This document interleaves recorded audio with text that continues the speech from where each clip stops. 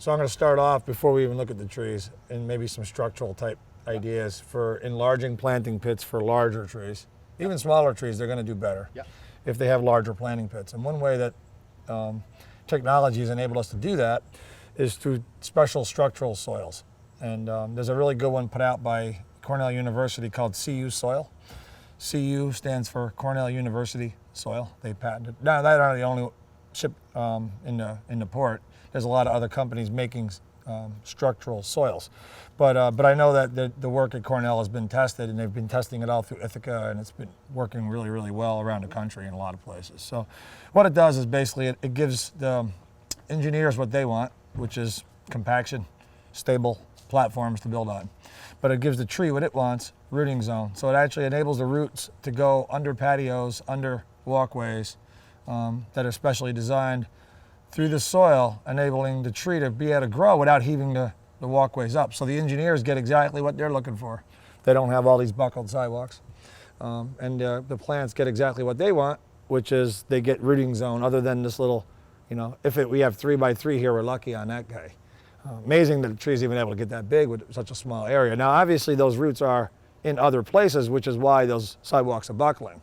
So one good way to proceed, and I would urge you to consider in looking into structural soils, anytime you're going to replace sidewalks, it's your one opportunity to do this.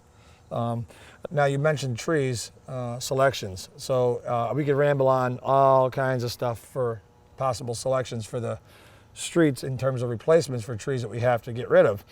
But what I would urge you, another easy way to kind of look at this on your own is going to be through Cornell University. They have a book that is entitled Urban Trees, a Site Assessment Checklist for Stress-Tolerant Plantings. Very long title, written by Dr. Dina Bassick.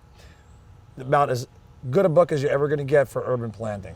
Now, the book lays out pretty much everything that will live in different types of soil, and it categorizes the whole list by soil types, pHs, compactions, and things like compaction levels, things like that. And it also has really good, very simple drawings of what the trees look like at maturity. Gives you all the mature sizes, the height, the spread. You really can't go wrong with that book. So you would definitely want to get a copy of that book. That's going to help shape when we have to talk about what plants to put in. This book is going to be something that anybody, Peter, you guys could look at on your own, flip through. I hear we'd like to have a bigger tree. I mean, certainly, and I would even use the book, and I have used the book when I've done street plantings and tree plantings and stuff for cities and talked about that kind of stuff. So the book is an invaluable reference. That combined with the CU soil, now the last factor is limit the amount of species planted on any one street. And the typical rule is 5% of any one particular species in any one street. So you look at how many trees you've got, you never want to have more than 5% of any one species. And if you do those three things, you're going to be in good shape for moving forward into the future. Now, of course, we have to evaluate what's here and take a look at, and probably most likely do some considerable work to keep a lot of these guys up. We haven't looked at those yet. Okay, we're starting at the corner of College and Front Street, and we'll move our way down to the end of the block. So. All right, well, certainly here we have a lot of buckling sidewalks due to the root basically the root issue with the sidewalks. We're buckling in through here, not a lot of room. This is all going to have to get replaced. When they rip this up, it's going to be really careful. You're going to need to be really careful. But and underneath any of these cracks, you're going to see roots that will follow cracks. So a lot of this, I think, could be solved, again, backfilling with structural soils to bring it up to the level that the engineers would need. You're going to really want to look at all these trees. This tree is actually showing chlorotic conditions of showing actually iron deficiencies. So if you look at that leaf and it shows like a dark green vein with really light pale yellow in through there, it's a deficiency symptom. That doesn't necessarily mean that the nutrient is not there. And the nutrient that we're talking about is iron in this case, but it's probably more of a pH stress situation. So it's not able to take the material in. A very, very limited rooting area. So the tree is under constant stress, and this tree is showing it. You can see complete deficiency symptoms throughout it. It is a pin oak here in the corner of the street. Are we finding common remedies for most of these? Well, in this case, this tree, and yeah, a lot of these are all going to require what I would call crown cleaning, which is the equivalent of taking out dead wood, junky wood, broken branches, really bad crossing branches, any kind of weak sprouts. You're going to see a lot of that. I doubt any of these have had any kind of real work in a long time. Based on the amount of dead wood up in the trees, it's not surprising that you would see that level of dead wood because the trees are indeed stressed, and dead wood on trees is not necessarily a bad thing. It's like wrinkles on people, but we do need to take care of those things. And in this case, I would say probably universally, every tree will probably need some level of crown cleaning. Now, in addition to that, you could probably be safe to say that most of these trees, being so close to houses, are going to need some what we call crown thinning. Crown thinning is you get rid of all the dead wood first, that's crown cleaning. The next step, crown thinning, means we're taking away healthy branches, but for a reason. And one of the reasons would be to certainly give yourself clearances from the house. A lot of the branches have just been sort of hacked back. You can see over here on this side, branches just cut off. And really what happens there is that either dies back to the main plant or it resprouts. If it resprouts, it's going to push growth right back to the window where they're trying to get it away from.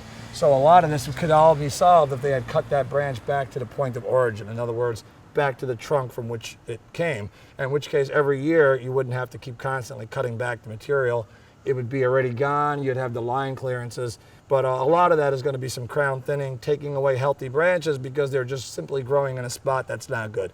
Pointing towards a window, pointing towards a roof, overhanging a roof. And I think we're going to see that as a universal theme throughout the street as well.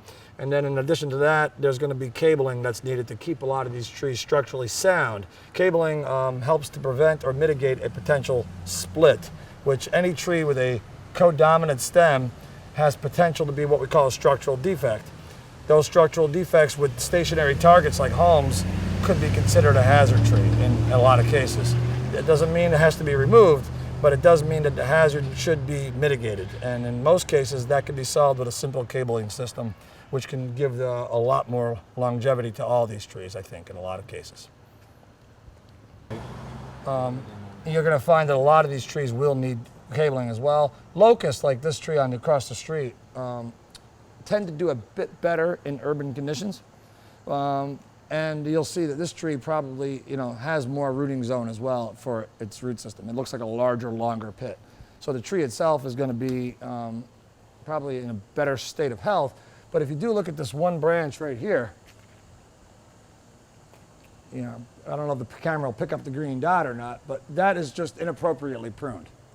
It's cut back to a lateral. This is what we call a scaffold branch. A main branch coming off of a trunk is a scaffold. So that's a scaffold. The little branch coming off of that is what we call a lateral. You want to cut back to a lateral. So in that sense, they did that part correctly, except for the lateral should be at least half the size, or at least 1/3 the size of the main branch that you're removing. Now, if you don't do that, you get this situation, and now you've just got rot. There's no closing of any injuries. Trees don't heal, they seal. They have to close up and seal injuries. And there's no collar, there's no callus tissue, there's no closure occurring on that branch. So what does that mean for the tree? Well, at this point in the game, it's not the end of the road, but this kind of thing has an ability to add up and ruin trees very rapidly, because now what happens is rot goes into that main stem. Once rot's into this main stem, now you've got a weak stem. And there's no way for that tree to close, so it's going to keep dumping energy to try to seal that wound up, but it can't seal the wound up because there's no meristematic tissue in that region. So what does this all mean? It basically means that you don't want to just let any tree company do the work on these trees. You most definitely want to go with a certified arborist. A certified arborist is going to make sure that the cuts are done correctly, that the trees have the ability to close, because you could literally start to create hazards on these trees, even if there isn't one. If this tree was just headed back in this way across the top, you would have you would turn this tree from a tree that is a relatively decent tree into a hazard tree by bad pruning. And there's been a lot of cases where topping has actually led to limb failures. So, and this is a perfect example of what not to do. This cut. It will never close. If they were going to do that, they should have took it back to the collar, and then that tree would have actually sealed up that injury. And you're going to see that probably on almost all these trees. Now, what does that mean? Again, well, that's compounded because if we have this kind of thing, now we have trees with stress and bad pruning cuts, which now lead to internal rots. And sometimes those internal rots, like in here, would be hard to mitigate a failure on because you don't have anything to cable it to. So we want to try to avoid any bad pruning cuts. And I got to think that when we look at this street, there's been probably a lot of pruning cuts that have been made improperly. Not uncommon in a city streetscape. Very, very common. This looks like a fastigiated English oak,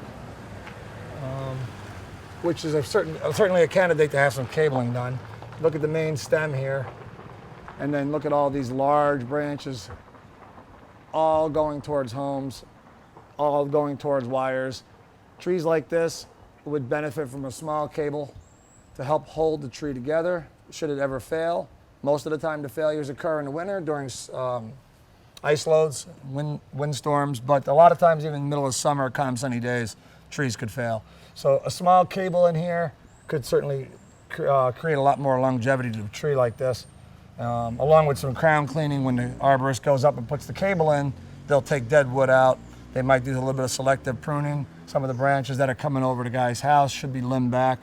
But overall, the tree still could live a long time, providing we take some measures to help keep it together. And cabling is going to be one of the ways to really help mitigate failure. So I have a feeling we're going to hear this over and over throughout the course of the day, but a lot of cables to help keep trees safe, and along with combined crown cleanings, crown thinnings, and then some root work. And now we haven't really talked about fertility at all, but there'll be another thing that would be necessary, which supplemental fertilizers and feedings for all these existing trees would be another good thing. Just like you would have put an adult or a child on a nutritional program to help boost their health, these trees are all going to need to be on some sort of nutritional program at some point. Now, young trees differ a lot from old trees. Young children differ a lot from elderly people. The nutritional requirement changes. What a young kid needs is going to be a lot different than what elderly granddad needs in terms of what the nutritional diet, if you want to think of it that way, is going to be. And these trees are no different. So the young tree is going to require a completely different set of care requirements than the old tree. The old trees, we're just trying to create a stable growing environment. We're not really trying to make this oak any bigger. It's already quite large. So all we're really trying to do is keep him happy. With a young tree, it's about growth. So just like a young kid needs lots of calcium, a young tree, we would want to give the equivalent of that. Although it does need calcium, its big building block is actually nitrogen. So the fertilizer and the nutritional need of or diet of a young plant is going to be more nitrogen-based, even though we'll be using complete fertilizers with micronutrients. But the goal is growth. We want to make the young tree big. And then watering on any young trees with follow-up care is going to be essential for at least probably two full years. The first year is the most important. The second year is very important as well. At the Arboretum, we typically leave a tree after year 3 to kind of fend for itself. Is that something that the owner can do, or is that something that really requires the need for an arborist? No, the watering and the nutritional requirements are all very much homeowner-friendly type services.